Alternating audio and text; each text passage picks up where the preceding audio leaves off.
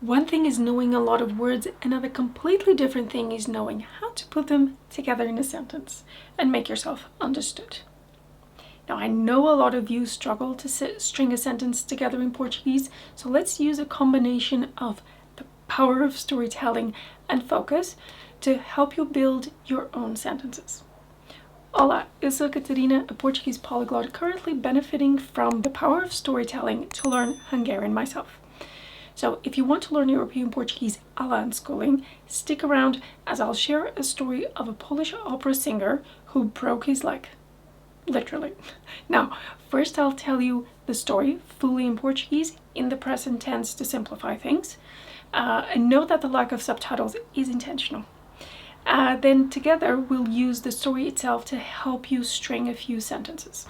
Estou em Wrocław, na Polónia, no sul do país. Eu moro aqui há uns meses e quando descubro que posso ir à ópera e ao balé por 2 euros, fico feliz da vida. Mas claro, os lugares não são os melhores, são lá em cima. Passo muitos fins de semana no teatro da cidade. Só acho pena o balé ser com CD, em vez de música ao vivo. Ou seja, não há uma orquestra. Mas pronto, por 2 euros não posso refilar muito. Então, no sábado que vem, vou à ópera com uns amigos meus. Chego um bocadinho mais cedo para comprar o bilhete por 2 euros. Mas não posso comprar bilhete. E porquê que eu não posso comprar bilhete? E por que é que eu não posso comprar bilhete?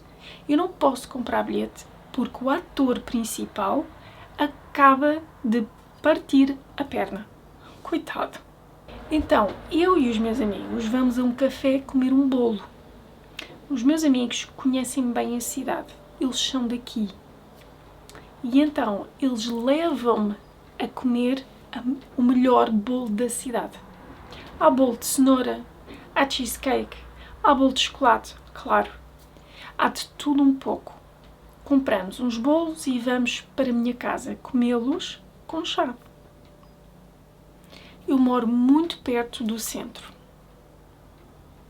Mas depois fico enjoada e peço aos meus amigos para se irem embora para a casa deles porque eu não me sinto mesmo nada bem. Okay, let's look at this. How would you say you are in a city? In a country. If we look at the general rule, would we we'd need a preposition, like in English, in, but then do we use an article or not? That is the question. So, Wrocław was the name of the town, whether you can spell it or not, no, it's not important, but then how to say Poland, you will look it up. Okay, Polonia. And you've heard it before, maybe you had actually listened to the first part of the story a few times. Okay, so we have Polonia. You know, ein is in, but then do we need an article or not? Maybe go and listen again if that works for you, or you just think, what was that lesson again about the articles, when to use them and when not? So generally speaking, with the city names, we do not, as in Lisboa, and with country names, on the other hand, we do. So in this case, estou em Wrocław, na Polónia. Ein plus a becomes na. And then we have in the south of the country. So assuming you know the word south, you know the words for country, sul and país, how are you going to link all of that together? Now, it's actually in the south. It's the same in English, except we marry the preposition with the article, no sul, and the directions are masculine in Portuguese. And then of the country. Of de plus u. If you don't know the word country is masculine, it's something you would need to use a mnemonic or something to help you remember, or imagine all countries being blue, I don't know, masculine. So, do país, no sul do país. And then how to say I have been living here for a few months.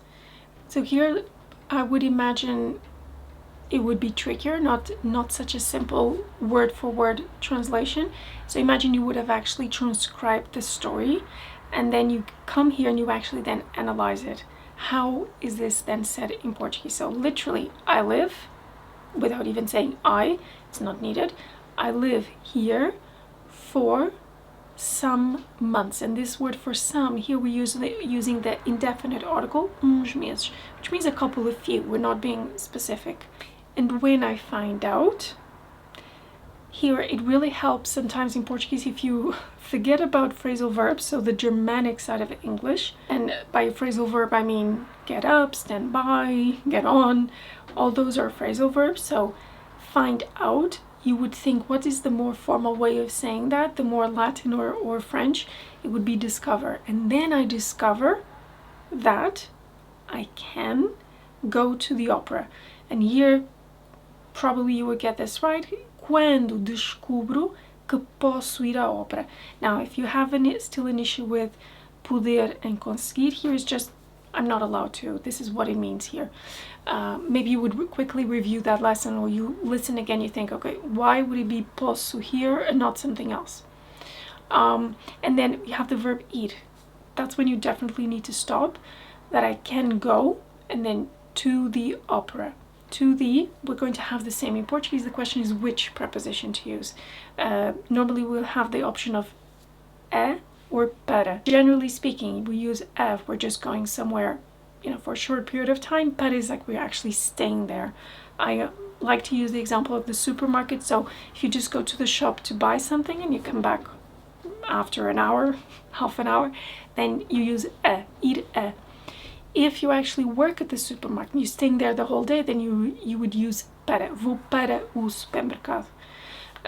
So in this case, ópera is also a feminine noun, so the will be feminine, so ir à ópera. Those two will marry. Ballet, on the other hand, is masculine, even though we're talking about a dança. With foreign words, it's harder to tell, so it's something you would have had to look it up, or in a monolingual dictionary, or just simply have listened again to the story to notice how I said it. So, ir à ópera e ao ballet. And then we have the information that we paid €2. So we bought a ticket for €2. For a preposition, usually these are tricky, right? We know that first we say €2, just like in English. And here maybe you get this wrong and you say para, but the fact that then here you have the answer, so something that you can check is always beneficial. So when you have focus, and you have the answer, you can actually go and think, okay, why is it put here? Or even if it doesn't make sense, because prepositions don't always make sense, then it's just a matter of, now I have an example. I bought something for this amount of money, and that's it. Then we have an idiomatic expression that would mean in English, I'm super happy. And here you would simply make a note and try as soon as possible to use this expression.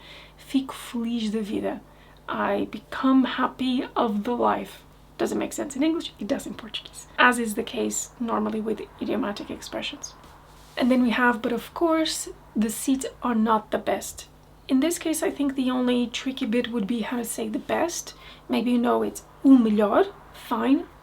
And here you might actually forget the spelling, so making it plural, because o melhor, the best, refers to something, not just one thing, but more things, the seats. Now, when you would want to say they are up there, like at the top of the theater, how to say this? And this might get you a bit into trouble. So again, you would listen to the story and pay attention to that, and you can correctly transcribe it. São lá em cima.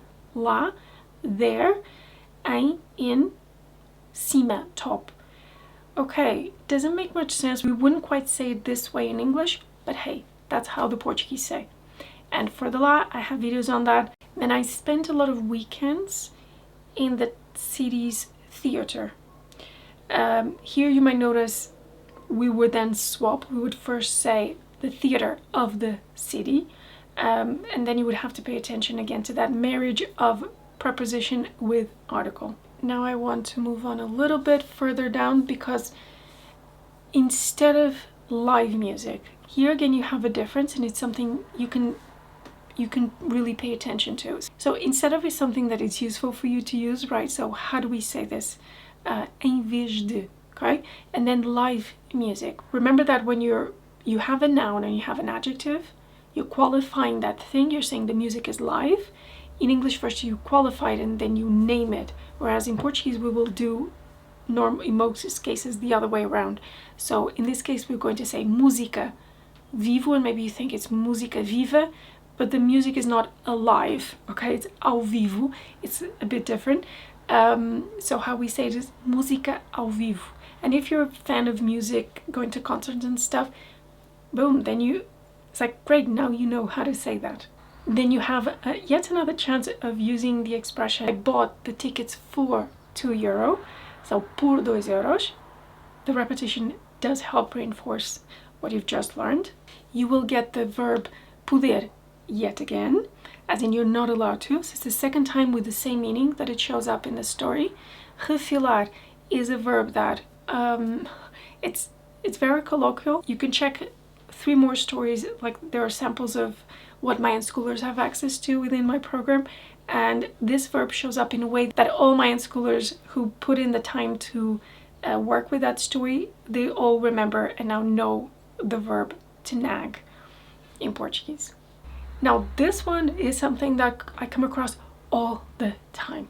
So when we say in English next Saturday, there are 2 different ways of saying this in Portuguese, and I particularly like the que vem, sábado que vem, Saturday that comes. So it's very idiomatic, something to take note, because if you use it, people will look at you like, oh, you just sound like we do.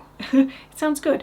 But what I want to bring your attention to is this very small thing, combination, marriage, as I like to call it, of preposition and definite article. So we say in the Saturday that comes, no sábado que vem. And people always forget this, because in English you will just say next Saturday. And then I'm going to the opera. How to say this? To the. We've looked at it before. Repetition. Because maybe 1 minute later you have forgotten it. So then you can ask yourself again, what is it again? What is it? I'm going to. Do I use para? Do I use é? And then opera is masculine or feminine. Okay, let me check. Here with some friends of mine, notice how I say it in the story, because this goes against the normal word order in Portuguese. So it's actually closer to how it's used in English. But I don't want to spend too much time on that now. Let's move on to, yes, I arrive a bit earlier. So how do you say a bit? You can say pouco, you can say bocado, but in the story I say bocadinho. And if you had noticed that, why am I saying bocadinho? Now, I have a video about the diminutive. It's something we use a lot. It does make you sound more native. You wouldn't have had to use it now, but it doesn't hurt to notice again when we use the diminutive. And then how to say earlier. So it's something maybe you've learned how to use the comparative, how to make comparisons in Portuguese, but here you have a specific example. So in English you'd have early, put earlier, but you do have cases when the words are a bit longer that you would have more interesting, for example. So that's the form we're going to have, mais cedo. And then earlier, to buy the ticket for €2. Again, for €2, por, we know that's the preposition. 3rd time it shows up. Look at this, as if I hadn't done it on purpose. Now to buy, what is this to? How do we say it in Portuguese? Can you stop and think? Does it come naturally? Wondering if it is por, or if it is para, if it is a. What do you use here? So either you go back and listen if that helps you, or you think, or you try something and then you check what it is, or you wait a second until I tell you what it is, para, because we're showing purpose, okay? And again, I say here I cannot buy a ticket, and cannot, which verb is it? Is it poder or conseguir? Another chance to help you stop and think which one you would need. In this case, it's not like you're not exactly allowed to, it's not available for purchase, so nothing we can do about it. Then we have this word in English that is just. So he just broke his leg. 2 things here. One is how to say this just. Do we have a similar word in Portuguese to express that? Actually, no. What we use is acabar de. We use the verb with the preposition. Ele acaba de partir. And then in English, you would naturally say his leg. But in Portuguese, this is not needed. I'm always telling my unschoolers this. There's a difference, because if it's obvious, You're not going to break, I mean, he could have broken someone else's leg, but it's not the case. If you don't even mention a possessive, like my, his, your, yours, then it's obvious it was on my own leg. Then I added in here a way of reacting, of commenting on what has happened. So, how do you say, oh, poor him. This is definitely something we wouldn't say exactly the same way if you compare the two languages. So, did you notice? Did you take a note? So, coitado. Here in English, what you want to say is, so, my friends and I are going somewhere. And in English, I remember learning this in English years ago, that you would first mention, if it's something positive, first you mention the other person or people, and then you mention yourself. But interestingly, in Portuguese, we are polite and we will show politeness, but not that way. So we will always say, name ourselves first. So, eu e os meus amigos vamos, and then, oh, have the verb to go. Where are we going to? So this to, which preposition are you going to use? Now we're going to a cafe. So again, it's going to be a temporary, short-term thing. So we're using the preposition a. Then we get into, again, how to say the best. They took me to eat the best cake in town. Hopefully we know it's o melhor, but then do we need to change anything? Because before we had to make it plural because it referred to os lugares, the seats. In this case, it refers to o bolo. So we just leave it as it is. And then in English, I think it would be more common to say in town, but in Portuguese, there's a slight nuance, and I think it would be more natural to say of the town. So, o melhor bolo da cidade. But it's not a big problem if you had said na cidade. Then an interesting thing is, I call this tomato sauce because in English you would have tomato sauce, and in Portuguese we go molho de tomate, tomato soup, sopa de tomate, wooden chair, cadeira de madeira. So there's this pattern here that I used here intentionally with carrot cake, cheesecake, we say cheesecake, so that's it, but then chocolate cake. So we just invert the order. First we mention the material, what it's made of, then we say of, which in Portuguese is de, and then we mention the cake, the chair, whatever it may be. Then we have a bit of everything, and this is a bit different in Portuguese. So something, again, you would make a note, try to use, right, insert it in a sentence that you when you practice your writing, and then try to use it when you speak. Have it on a notebook next to you when you have your next speaking practice, which is something hopefully you have on a weekly basis. Okay, then we have, again, we're going to my place. How do we say this in Portuguese? So place, we just use the word casa, house, but then we're going to my place. Because we're staying there for a while, here we will use the preposition para. Because if you would say vamos a casa, it would be I would just go home and grab something and then leave again. But now we're staying at my place for a while.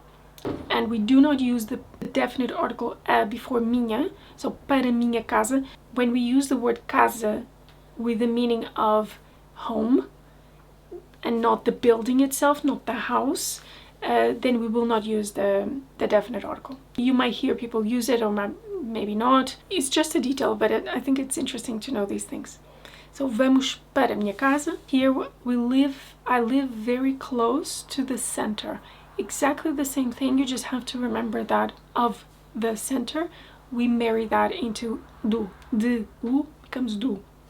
Then we ask our friends. Are you aware that the verb to ask in Portuguese has two options, pedir or perguntar? Here we're not asking a question, we're inquiring, like we're making a request. So pedir, and then we need a preposition. Pedir aos meus amigos. Pedir a. So ask to. And then we ask them to go away. And this to, which preposition is it? Yet again, we have to stop and think. And the answer is para. And then we have para casa. And here is just showing direction, okay? Because I don't feel well at all. So this is going to be idiomatic, as you can imagine. So noticing how we say it, again, it's how you start building up vocabulary that is not just about words, but expressions. Não me sinto mesmo nada bem. I don't feel really nothing well. So you see, you can go back and forth with an interesting story, sit back and enjoy it, or when you have more energy to focus, dive into the small elements of the language that actually allow you to speak like an intelligible adult instead of Tarzan. So if you'd like to listen to more stories using this method, comprehensible input, check my free mini start. I'll leave a link below in the description.